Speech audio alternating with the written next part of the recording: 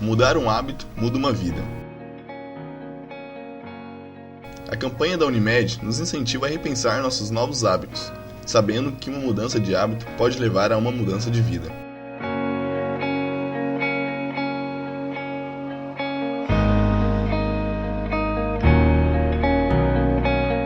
Chega fim do ano e mais uma vez começaremos a pensar o que queremos mudar para o ano que vem.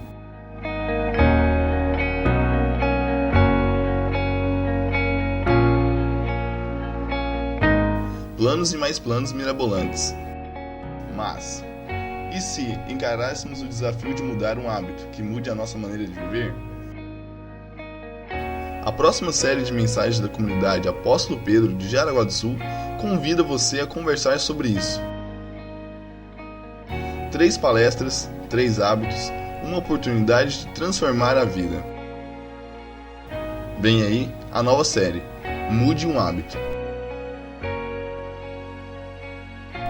Dia 12 de novembro, ouça mais e fale menos. Dia 19 de novembro, seja gentil. Dia 26 de novembro, busque a Deus. Domingo, às 19h30.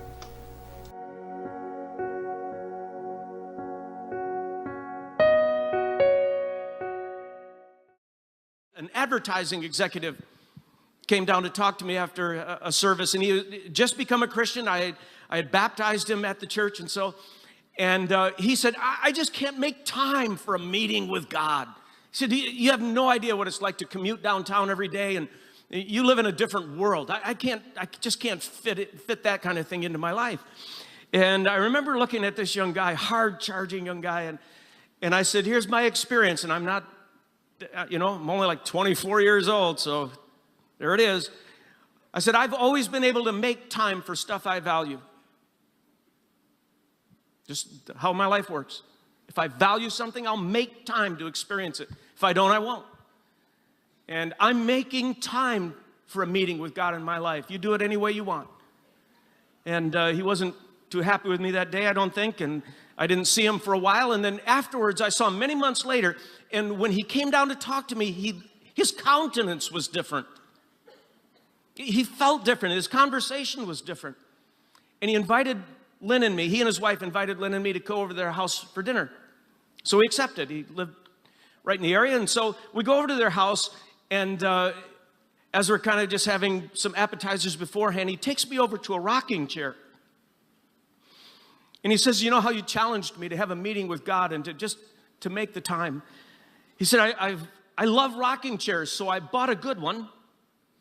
And you said that maybe if you're going to make this repeatable and enjoyable, you should look at some scene or vista that you enjoy looking at. And he said, I've got a little backyard here, and I love looking over the backyard. So he said, I just bought this chair, and I put it at my favorite window where I can overlook the backyard. And he said, I got up a half hour earlier, 15, 20 minutes, half hour earlier each day, the last several months. I sit in the chair, I have a cup of coffee, and he goes, I read God's word. I try to make sense of it. I ask him to speak to me by his word. Then I meditate on it, reflect it, apply it to my life. Then he said, I write some thoughts down in a journal, and I pray. I pray that I will be more aware of his presence in my life. And I said, how's that going for you? And his wife jumped in and said, I'll tell you how it's going for him. He's a changed guy. What happens to him when he sits in that chair has changed him. He's more centered. He's a more gentle and loving man in our marriage and to our children. I was very impressed with this, that he could show me his chair, that he had taken the time, that he had fashioned a meeting with God that he looked forward to, because he liked the chair, he liked the view, he liked the coffee, he was a morning guy, and he fell into this pattern. Many months later, I had coffee with him one time, and he said, I'm thinking about leaving my job in advertising.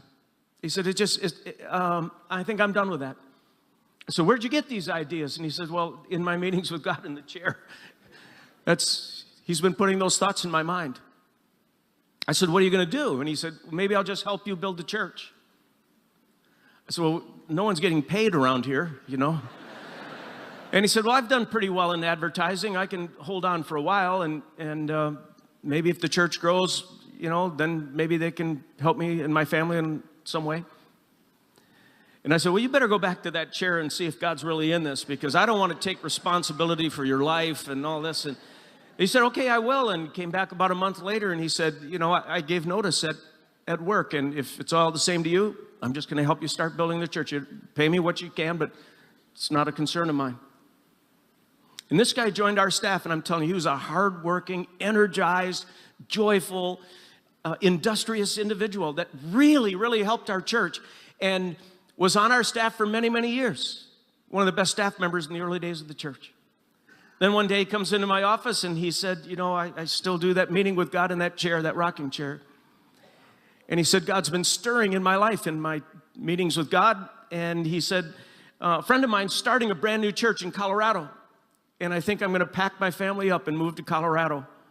I said, can they support you? He said, no, I'm going to have to go back into the marketplace and make some money because they can't afford anything. And I said, are you ready to do that? And he said, every morning I talk to God about it. And he said, I'm really fired up about it. So we said goodbye to him, and he packed his family up, and he went out, and he went back into advertising, made a lot of money, and gave most of it to the startup church.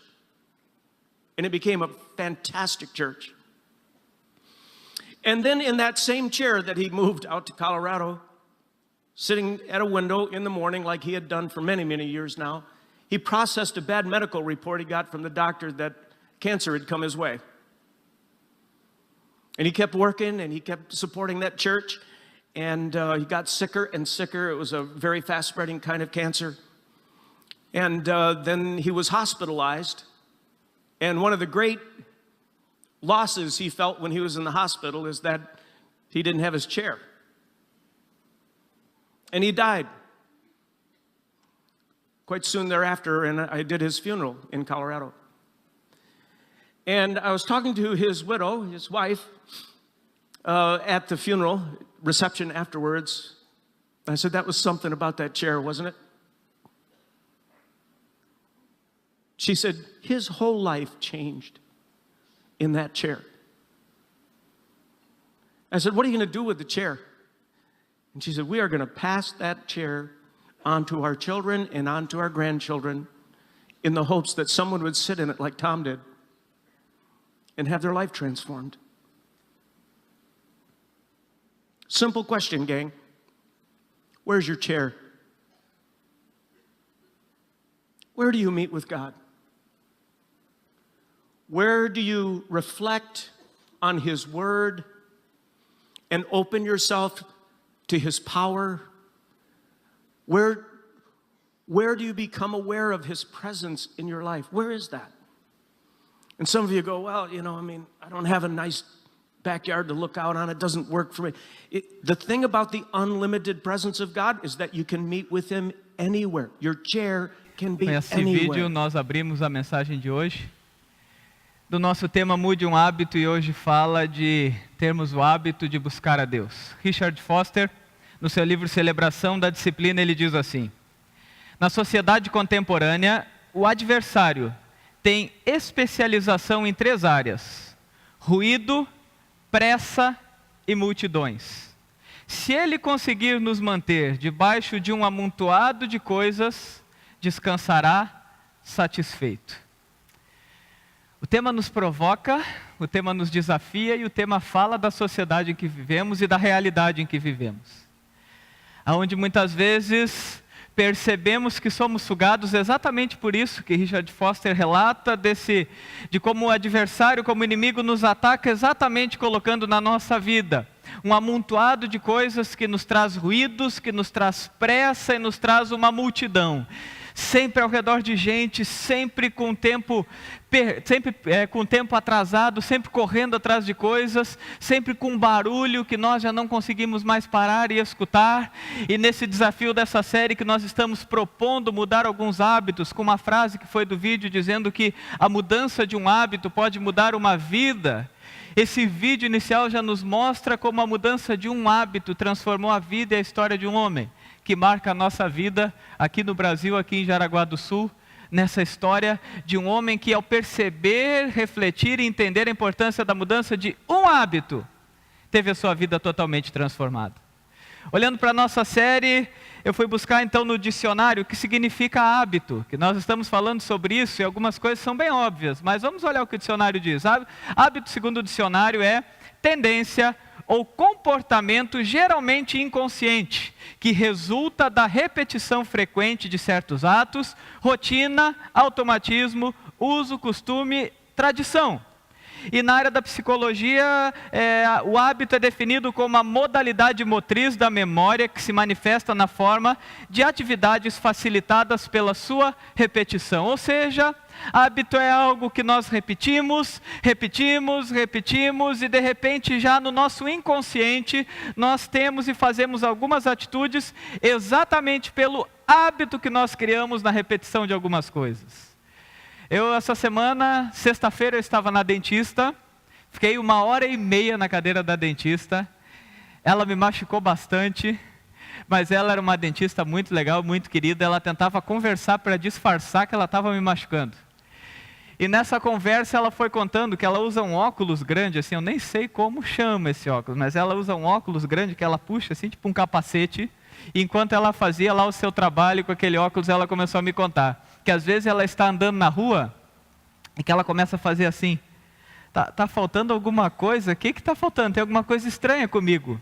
E ela percebe, meu óculos de trabalho, porque é tão repetitivo o movimento, que já se tornou algo que é parte dela.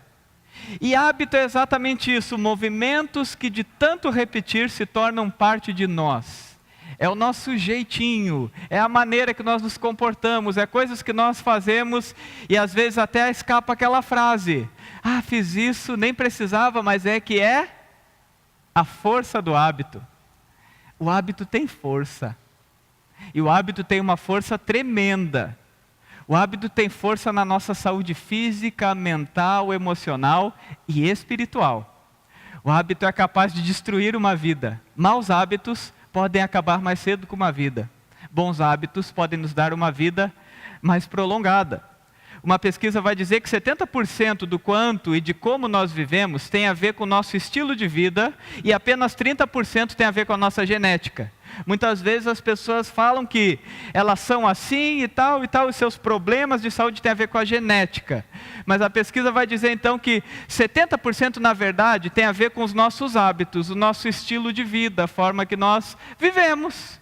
E se você parar para pensar nas coisas que você já ouviu do médico, a maioria delas, quando tem algum problema da tua saúde, ele te dá um conselho que mexe no teu hábito. Caminha mais. Começa a dormir um pouquinho mais, te alimenta melhor. Não é conselhos assim que a gente ouve? Faz isso um pouquinho, meia hora por dia. Por quê? Porque se torna um hábito. Um hábito vai se tornando algo que faz parte da nossa rotina, que vai se tornando automático em nós. E na medida que se torna um hábito, vira um bom hábito e isso dá resultados. Se nós vamos pensar por essa ótica, tem uma mulher que ela é nutricionista, ela faz alguns planos de emagrecimento, ela trabalha com pilates, ela trabalha muito nessa área da saúde chamada Olivia Andriulo, que ela tem um projeto chamado D21. E ela vai dizer assim: há muitos hábitos que contribuem para uma vida saudável. Para isso, saiba priorizar as coisas certas e organizar o seu tempo, pois é uma forma de fugir das tendências, ou seja, ter uma vida acelerada e negativa. Ela concorda com o vídeo que nós assistimos, ela concorda com as primeiras definições, inclusive de Richard Foster, que nos diz que nós vivemos num sistema que nos coloca em hábitos de aceleração além da nossa capacidade, de pressa e de desgaste além da nossa capacidade, e bons hábitos para serem cultivados na nossa vida exigem que nós passamos a pensar e entender o que é prioridade na nossa vida. O que não pode faltar no nosso dia? Aquilo que é prioridade, nós fazemos. E se é a prioridade da nossa vida, nós repetimos. E se a prioridade da nossa vida é tão importante, que se torna um hábito. E ela vai dizer então que o nosso desafio é saber o que priorizamos. O que é prioridade na nossa vida? Quando nós vamos pensando nesse tema, vamos sendo envolvidos no culto dessa noite, já ouvimos 2 temas que nos desafiaram. Sobre, primeira semana, William falou sobre ouvir mais e falar menos, esse nosso hábito de treinar o nosso ouvido para aprender a ouvir, os benefícios que isso traz. Semana passada, Daniel trouxe sobre a questão da gentileza, que a gentileza, ela de fato pode se tornar um hábito em nossa vida. E ser gentil pode transformar a nossa história, mudar quem somos. E hoje o nosso desafio é de pensar um pouco, e se nós mudarmos o hábito de Deus fazer parte da nossa rotina? De Deus fazer parte do nosso dia a dia. Mude um hábito. Isaías 57, versículo 20, vai nos retratar um pouco por que é tão difícil criar um hábito.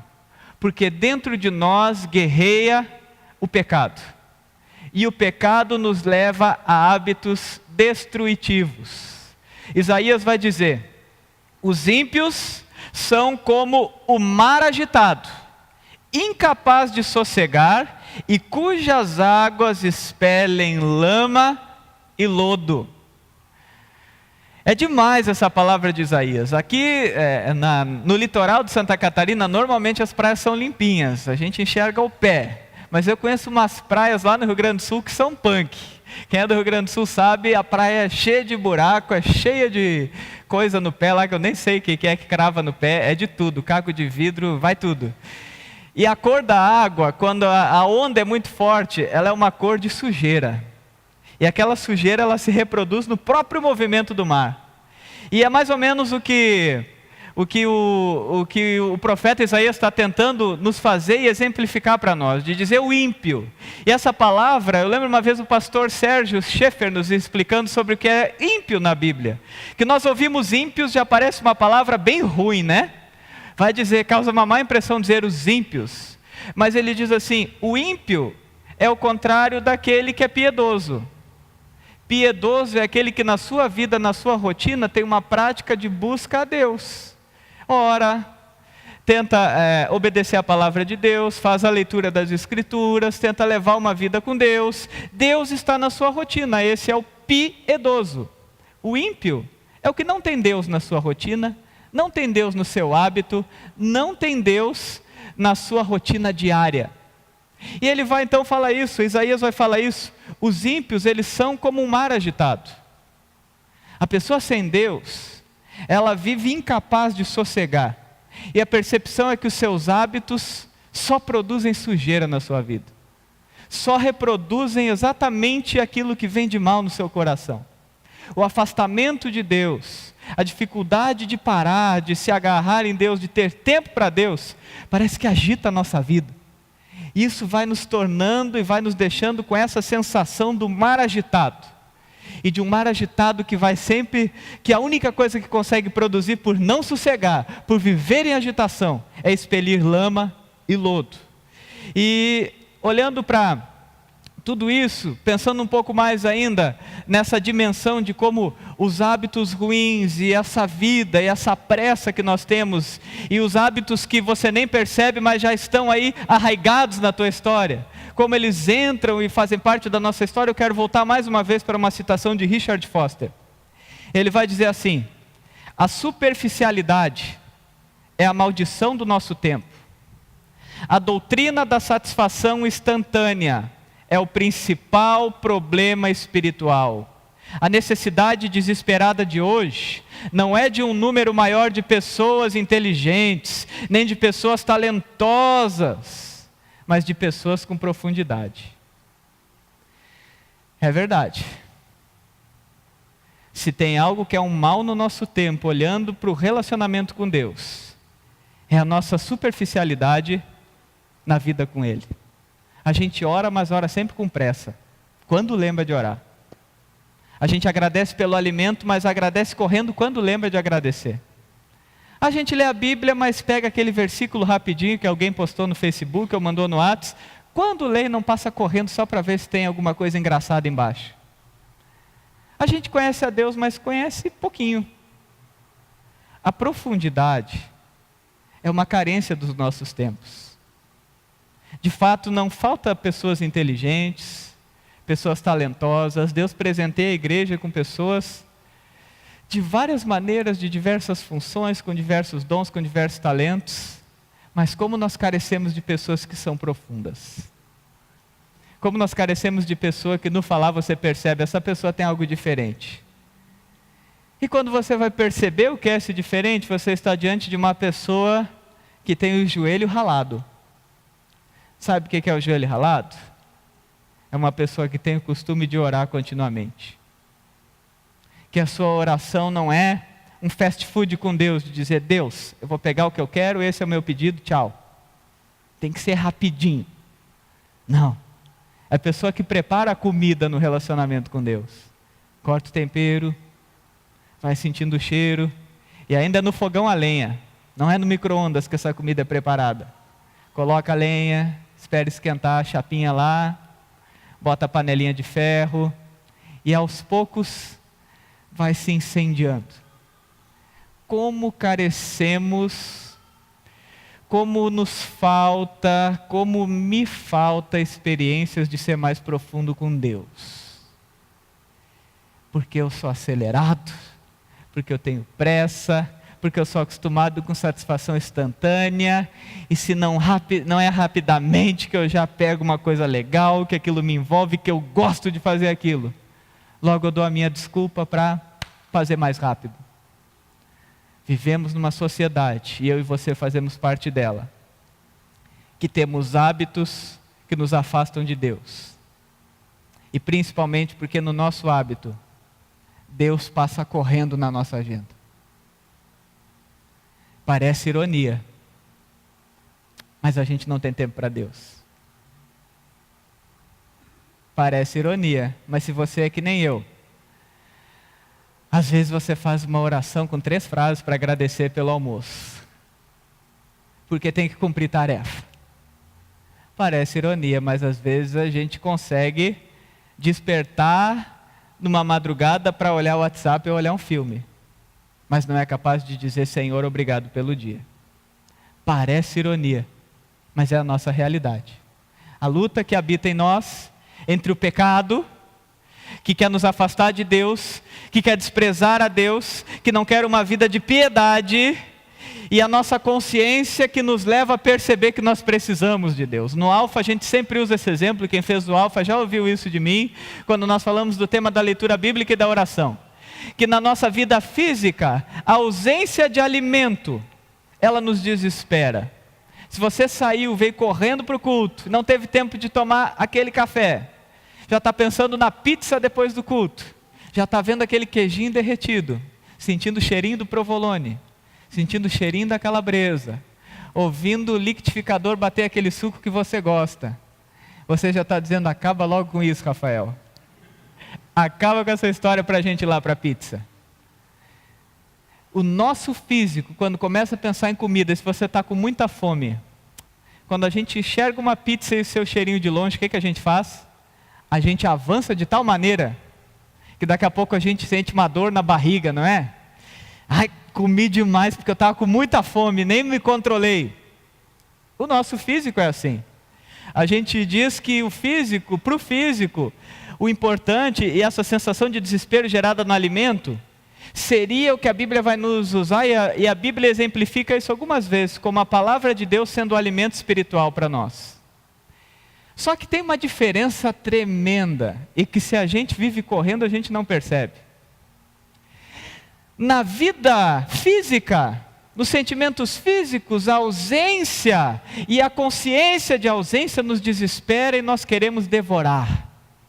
Na vida espiritual, a ausência e mesmo o reconhecimento de ausência nos tiram um ânimo para buscar mais.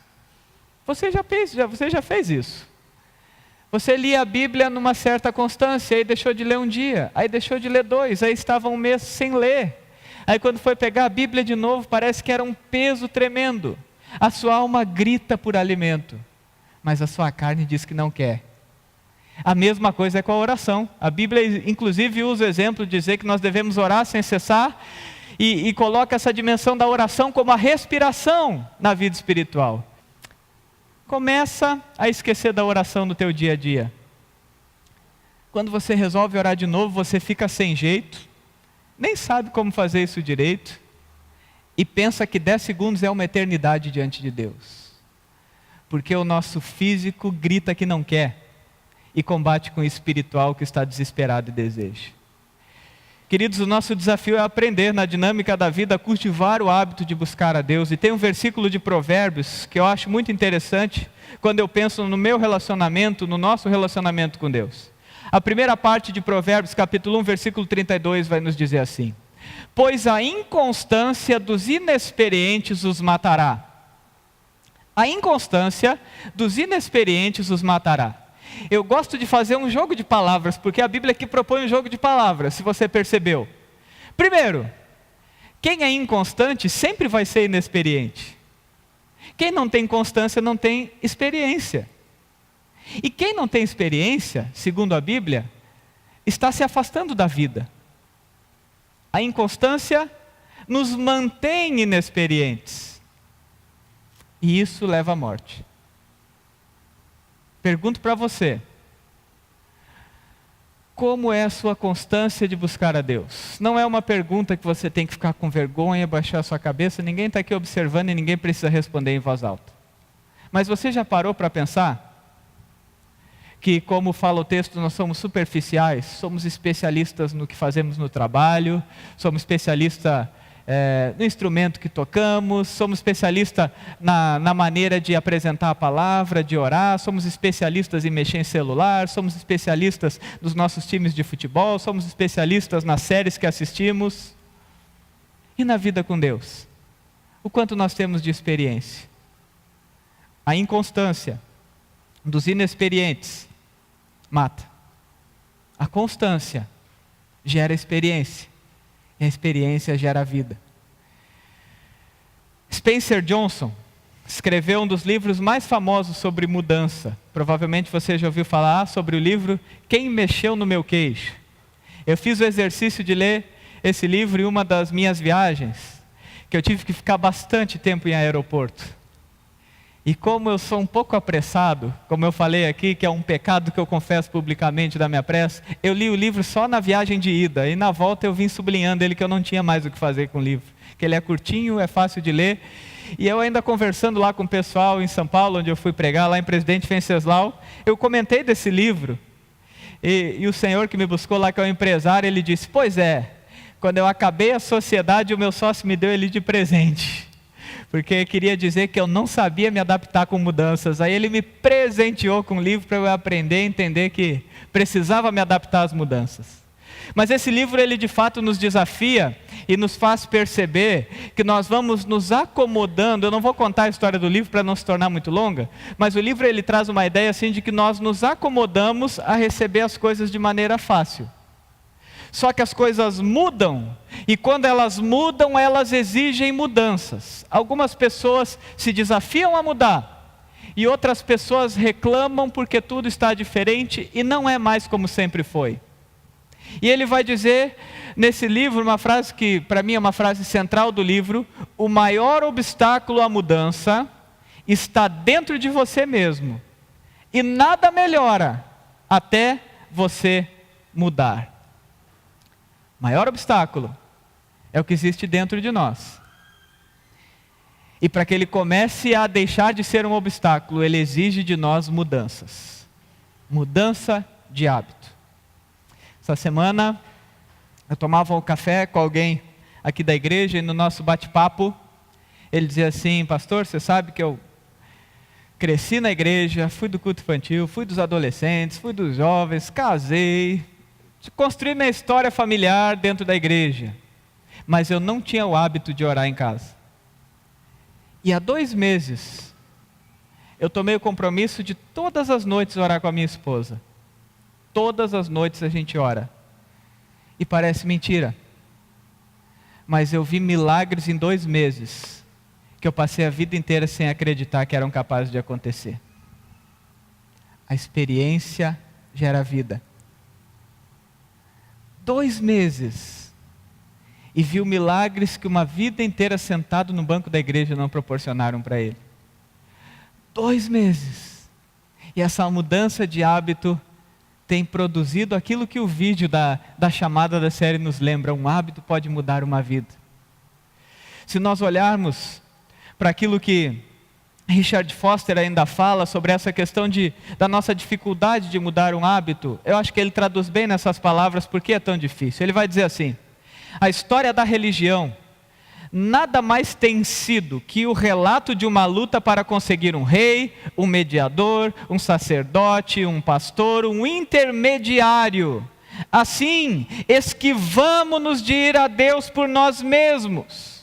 Essa abordagem poupa-nos da necessidade de mudar, pois estar na presença de Deus significa a mudança em nossa vida. Ele traça a história da religião e trata essa nossa dificuldade de fazer e se apropriar de Deus como algo que nós buscamos e que faz parte de nós, porque isso vai mexer com a nossa vida, isso pode mudar a nossa vida e nós não gostamos de mudança, nós não gostamos dos desafios. Aí é mais fácil ver o que o pastor tem para falar.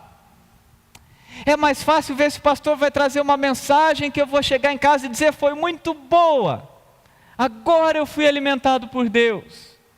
É mais fácil a gente esperar que outros façam a oração pelo nosso casamento, que outros orem pelos nossos filhos, que outros orem para que a nossa vida mude. Mas o grande desafio é entender que Deus quer se relacionar com você.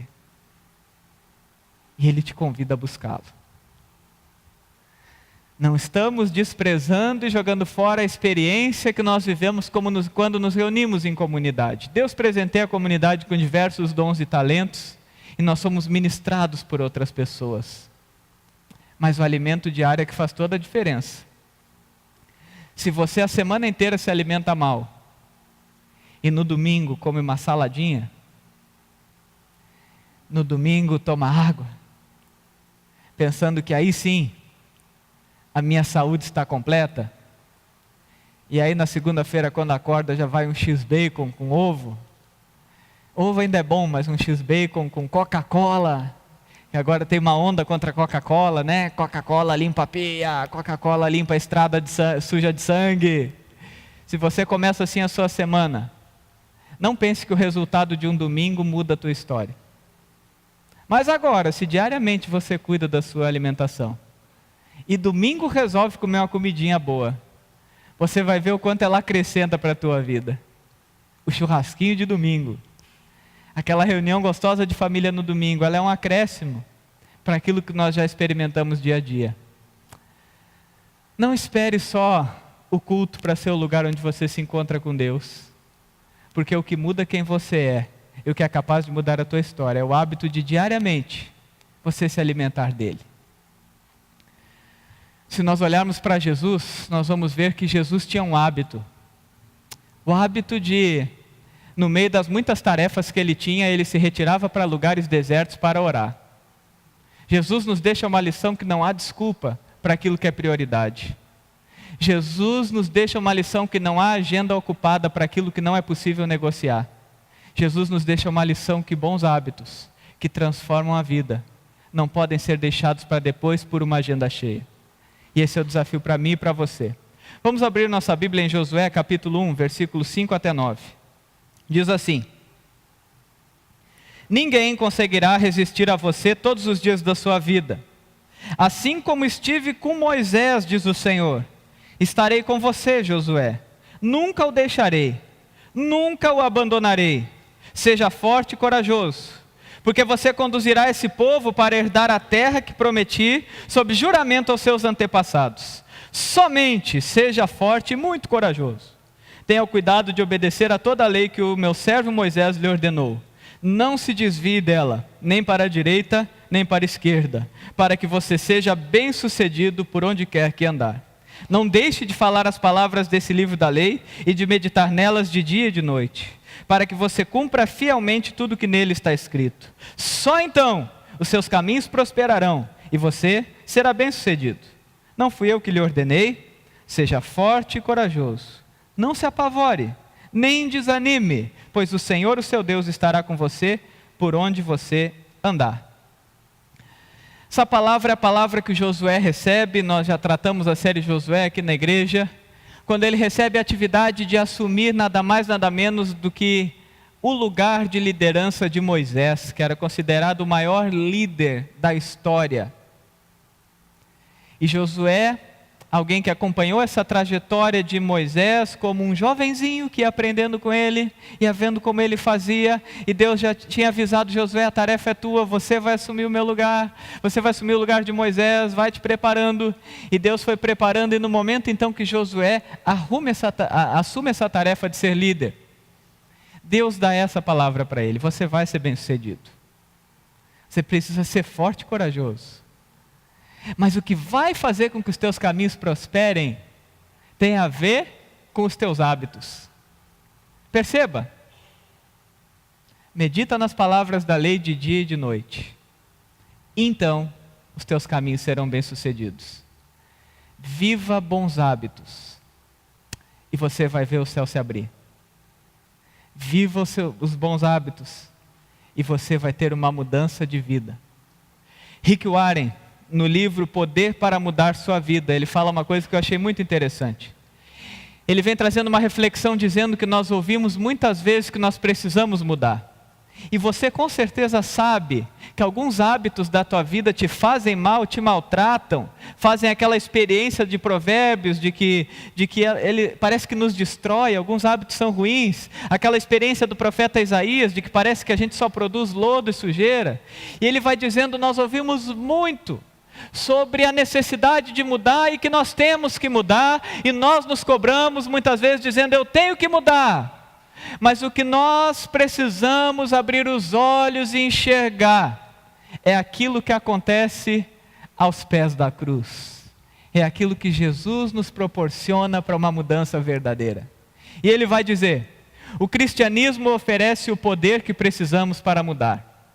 A palavra poder ocorre 57 vezes no Novo Testamento, e o poder da ressurreição está à disposição para mudar a sua vida. Meu querido, você que está aí angustiado, quem sabe, com essa mensagem, você que ao escutar essa mensagem começa a perceber necessidades de mudança na tua vida, você que já tentou mudar muitas vezes e se cobra com isso, você que muitas vezes na tua força pensou: agora eu vou ser diferente, e alguns meses depois repetia os mesmos erros, voltava para os mesmos hábitos ruins. Eu quero te dizer nessa noite que a cruz tem o poder de dar a transformação que você precisa. A cruz de Cristo pode mudar a tua história. A ressurreição de Jesus nos lembra que aquilo que é morte foi derrotado na cruz e se transformou em vida.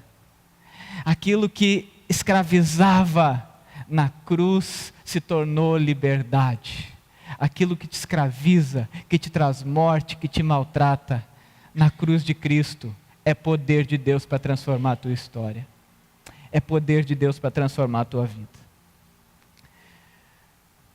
Eu encerro com uma citação de Richard Foster, onde ele diz assim: as disciplinas espirituais não são difíceis. Não precisamos chegar a um estágio avançado em teologia para praticá-las. O requisito principal é ter anseio por Deus. E aqui ele lembra do Salmo 41, que vai nos dizer que assim como a corça suspira pelas águas, o salmista diz: a minha alma tem sede do Deus vivo. Ah, como eu tenho sede de Deus na minha vida. E isso é suficiente para você experimentar e se desafiar a mudar um hábito, de ter Deus mais perto, de ter Deus no teu dia a dia, de começar agora, de não deixar para depois. Qual é o teu desafio? Qual é a mudança que você precisa? Não sabe por onde começar? A gente pode dar várias dicas. Comece lendo o Evangelho de João, comece lendo um salmo por dia, comece com um devocional que tem uma proposta de leitura, que você tem uma mensagem para cada dia da sua vida, que é uma proposta transformadora para a sua vida. Ore quando acorda, ore a cada refeição que você for fazer, e ore agradecendo antes de dormir. Eu tenho experiências maravilhosas na minha casa, eu tenho experiências maravilhosas de amigos meus, eu tenho essa experiência que eu compartilhei com vocês, que em um café, aqui em Jaraguá do Sul, não lá nos Estados Unidos, como no vídeo do início, alguém disse assim: 2 meses que a oração começou a fazer parte dos meus dias. Eu vi milagres que até então eu nunca tinha visto. Comece hoje. Comece hoje. Mude o hábito. Se aproxime de Deus. Tenha essa sede por Deus e quando ela não vir, faça por obediência até se tornar hábito. Quando Deus se torna um hábito na nossa vida, nada mais é capaz de roubar isso. Ainda em uma das minhas viagens, quando me buscaram no aeroporto, uma das pessoas que vinha conversando no carro dizia assim: pastor, eu desde a minha infância, eu fui criada com o meu pai fazendo a mesma coisa todos os dias. Nas refeições nós sentávamos, ele lia um devocionário e nós orávamos. Essa prática trouxe muita força para mim e para minha família, mas daí quando eu casei, na correria da agenda dos dois, a gente ia esquecendo, até que chegou um ponto que o nosso casamento se tornou insuportável e nós nos separamos. E uma das primeiras coisas que eu pensei tentando reconstruir a minha vida é de dizer: os meus filhos não podem perder os bons hábitos que eu aprendi com meu pai e que quando eu esqueci eu me dei mal. E ela contava para mim, e diariamente então, quando os meus filhos me visitam, quando nós estamos ao redor de uma mesa, nós oramos, agradecemos e temos as melhores conversas. Sabe, queridos, eu tenho essa experiência na prática. A Katz viajou com a Manu para o retiro do Quest, mães e filhas, e eu fiquei com a Gabi. E aí às vezes eu pensava assim, bom, para a Gabi não chorar, eu vou chamar uma amiga dela. Vem, Dora. Eu ligava a TV. Para a Gabi não chorar, eu vou chamar uma outra amiga dela. Quer ver a Peppa, Gabi? Quero, papai. Daí eu botava a Peppa. Aí a Gabi, ela tem um humor meio inconstante. Aí ela acordava meio mal-humorada, eu dizia, vamos ver TV? Daí ela ia ver TV, às vezes, mas eu brincava com ela e a gente se curtiu muito naquele fim de semana. Só que daí eu, com essa questão de pensar nessa comunhão da mesa e tal, estava só eu e a Gabi, daí eu resolvi fazer um teste com a Gabi. Olha as ideias, né? Fazer um teste com a Gabi, mas eu fiz. Eu preparei o almoço, eu digo assim, Gabi, você quer comer olhando o desenho ou na mesa? O que vocês acham que ela respondeu?